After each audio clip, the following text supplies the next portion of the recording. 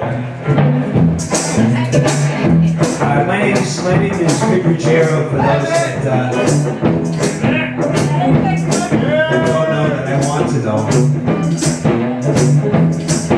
There's some places I go and I say, I don't say my name.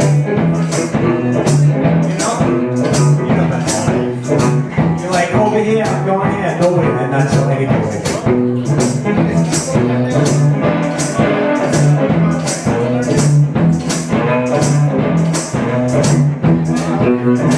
So me and my cousin Lisa, we were talking about this neighborhood before it was kind of, inhabited. And there was a lot of buildings that had weird stuff going on in there that was not like human stuff. There was like raccoons, like they had very well developed societies happening right across the street in that lot over there. There was these strange animal life. It was like a real jungle,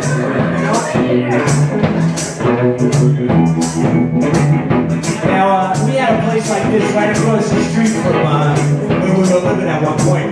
And my sister, she told me, she said, hey Vic, why don't you go across the street, huh? Why don't you look and see what's going on in that house over there? And I said, why would I want to do that? It doesn't really make, it's not the kind of thing I would do with my afternoon. But I'm thankful because I got a song out of it. See, there's a house on the corner that's yellow. Nobody lives inside. Then somebody try to sell it. Nobody wants to buy it. Here comes the old winter. Here comes father time. Here comes a bad old summer. Then nothing else shit rhymes.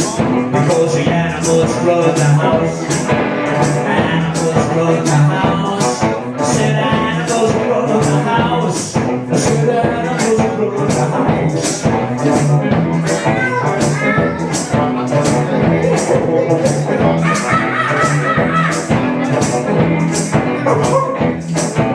Yeah, well, I was intrigued, to say the least, so I moved a little closer and I walked up the stairs. And the postman, he said, I'm leaving.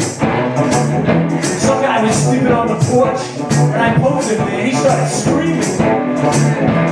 Simon said, hey Vic, what do you say, huh? Let's go in there. I said, Simon, I don't want to go in there, man. It looks kind of weird in there. I think the animals run the house. Animals run the house. Animals run the house. I think the animals run the house.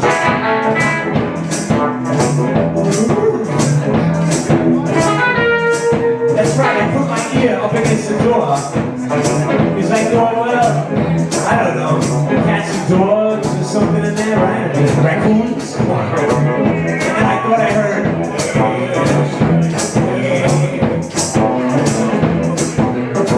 And I was about ready to walk away, you see?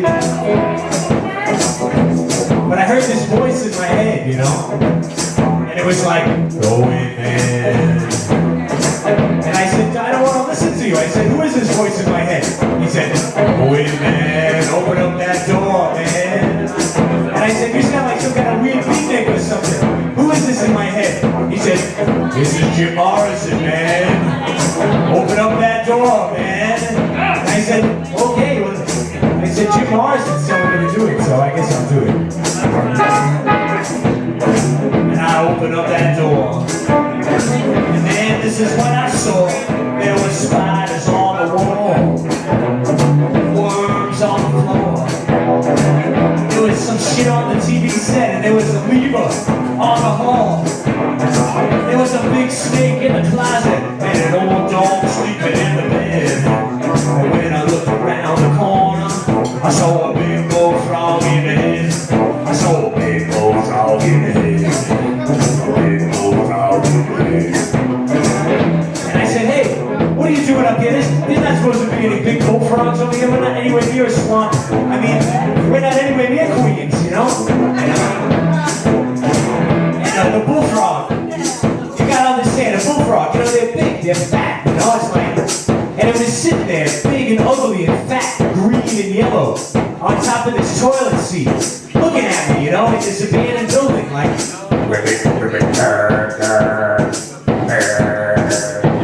And I looked at it and I was like, okay, so what are we doing here? What's going on? What? And the bullfrog with his yellow eyes, strange vibrations, he started to say, ribbit. And I said, look, I know that frogs don't say ribbit, because I've been to the zoo and they make stranger noises than that. And he said, yes, they do. Yes, ribbit. And I said, what? Did you say something? And the frog said, listen, man, listen. And I said, what? Listen to what? Listen. He said, there's rules in this house. There's rules in this house, man. Dig it. And I was like, dig it. I dig it, man, I dig it. What kind of rules are there in this house? He said, listen. He said, come in, dog and mouse. Come in, cat and monkey. It may seem unclean. It may seem unresolved and funky. He said, you may feel kind of weird. You may feel all wrong here. And human if you do, that's because you don't belong here. You see, the animals run the house. You see, the animals run the house. You see, the animals run the house. You see, the animals run the house. And I said, wow, Frog, you sounded like Elvis that last time. And he said, get out. I'm not, Simon looks like a frog right now.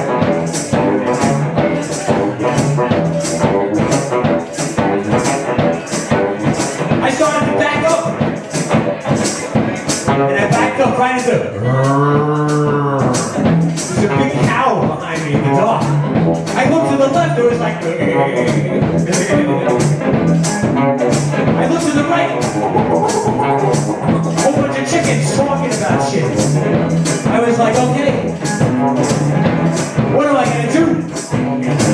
Well, luckily, I know you have to bargain in a situation like this because I've learned, that there's moments when you can fight your way out. There's other times you gotta identify. That's what they taught me in that. Remember that book that was that old book? What was it called? The Art of War.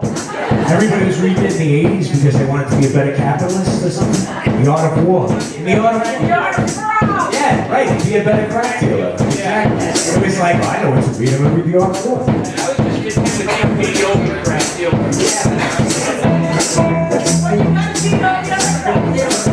Exactly. And how do you do that? How do you beat out the other crack dealers?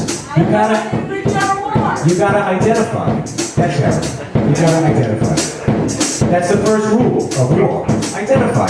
Bring them over to the other side first. So I picked the chickens. See, because I went to NYU, You know what I learned there? I took a foreign language class that I failed like 4 times in a row. But I learned how to speak enough chicken to get me out, of a chicken coop. So I said,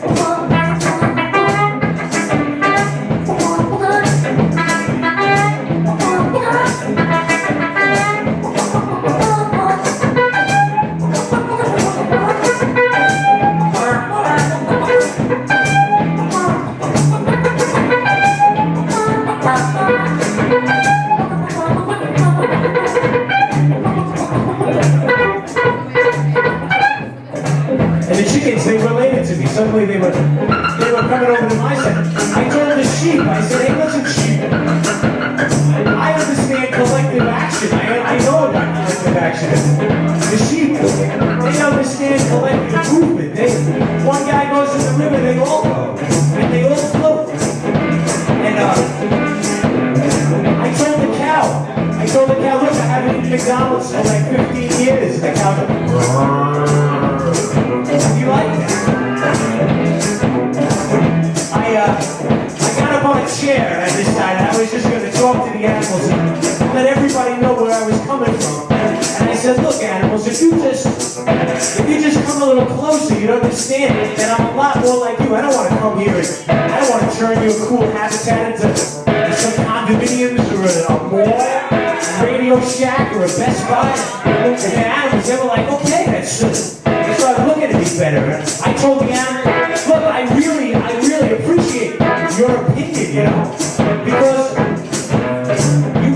care what I do. You don't care what kind of shoes I wear. Or if I got the new, like, I don't know what the new record there is out, or if I'm into some kind of politics or whatever, or if I'm afraid of chickens on the other side of the planet, because they live on the other side of the planet, and I'm afraid. The animals, they started digging me, man. They started understanding me a little bit. And I said, come on, animals, talk to me, all right? I'm listening. And the animals started talking to me, right? Do I hear any animals talking to me over here? They said things like, and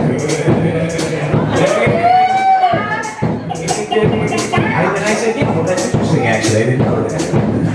The other guy said, and I said, well, that's an interesting perspective. I hadn't thought of it that way. Are there any animals in this house over here? Let me hear some animals. I know this guy's not in there.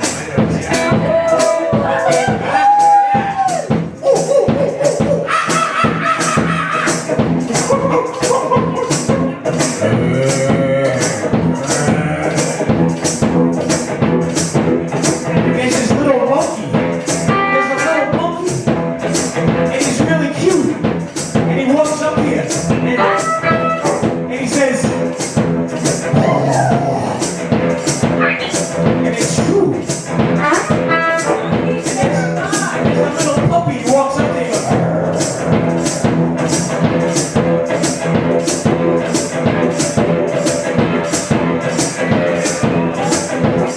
Said animals run the house. Animals run the house. Said animals run the house.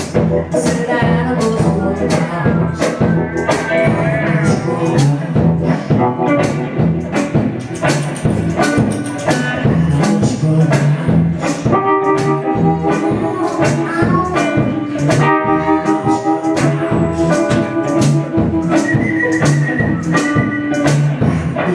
the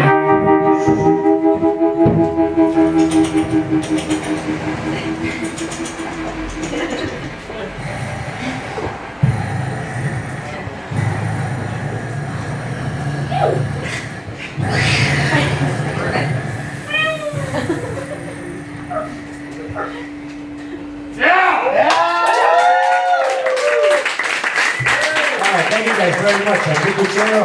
And the good luck with Simon Chardiet playing guitar with me tonight. How was that, huh?